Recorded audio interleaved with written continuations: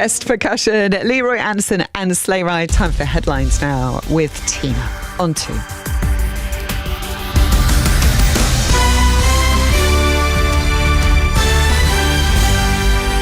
BBC News at 9:05. This is Tina Dahealy. Huge crowds in Buenos Aires have spent the night celebrating Argentina's thrilling win in the Football World Cup.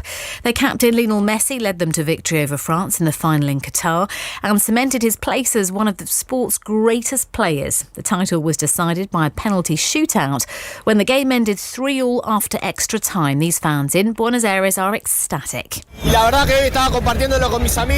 was watching with my friends and it's crazy. It's such a joy. I still can't believe it.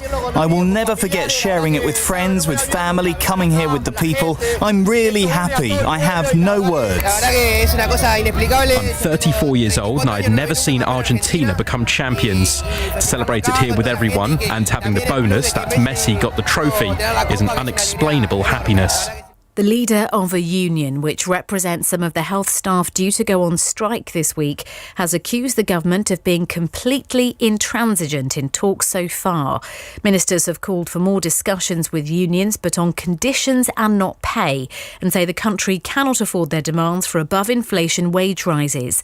Unison's General Secretary Christine McAnee insists that pay will need to be at the centre of any further talks. I want them to talk to us today and put something on the table about future pay. It has to be a very firm commitment. I mean, seriously, there's no trust left between us and the government. They would have to come up with something that was more than just a let's talk about this for us to call off the strike on Wednesday. A government advisor has called for schools to be required to teach anti-Semitism. Lord Mann, a former Labour MP, says there's been an alarming growth in hatred against Jewish people, pointing to a recent survey which found that anti-Semitic incidents in schools in England had almost trebled over the past 5 years. He wants contemporary anti-Semitism taught in addition to the Holocaust.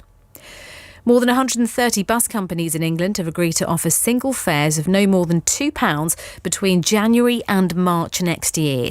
The Department for Transport is funding the £60 million scheme as part of plans to help with the cost of living. It also wants to encourage more people to use public transport. The billionaire owner of Twitter, Elon Musk, has asked its users whether he should remain as the company's chief executive. He said he will abide by the results of the poll, although he later cautioned, be careful what you wish as you might get it. Our technology editor Zoe Kleinman is following the story. The poll is due to close at 10 o'clock this morning, and there's been over 14 million people voting so far. And I can tell you that about 57% of them are saying, yes, please do stand down. The whole sort of thing has been incredibly chaotic. You've got to remember, Elon Musk started out by asking people on Twitter whether he should buy the platform. And now it appears that he's asking people if it's time for him to go. The weather, mild, wet and windy for most. That's the BBC News at 9:04. Thank you, Tina. BBC Radio 2. The Zoe Ball Breakfast Show. Good morning, guys. Monday, the 19th of December, 2022. Ken's on his way at 9:30, and he has the wonderful Dame Jacqueline Wilson choosing tracks of my years all week. She's fabulous. Popmaster at 10:30, of course. Lovely article in The Guardian today, How We Met, a celebrity special, the love stories and where they started.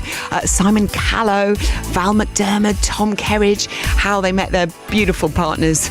The opening line of the first conversation between Tom Kerridge and his wife Beth Cullen is hilarious. Also, you've got Sophie Ellis-Bextor and Richard Jones in there.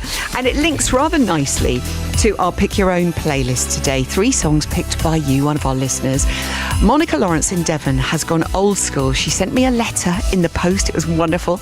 She has picked a song she bought with her pocket money and then one from the film Casablanca, which she saw on a first date with her now husband.